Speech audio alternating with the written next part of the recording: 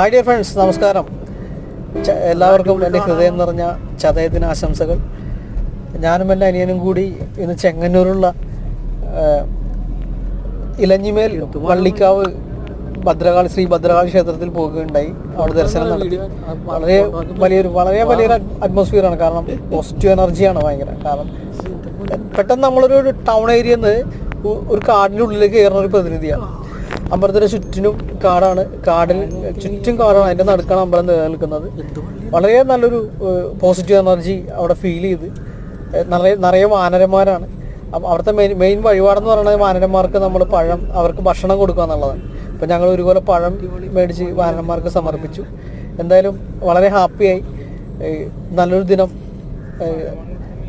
അമ്പലത്തിൽ പോകാൻ പറ്റി. വളരെ ഹാപ്പിയാണ്. എല്ലാവർക്കും നല്ലത് വരട്ടെ എന്ന് ആത്മാർത്ഥമായിട്ട് പ്രാർത്ഥിക്കുന്നു. Okay, thank you.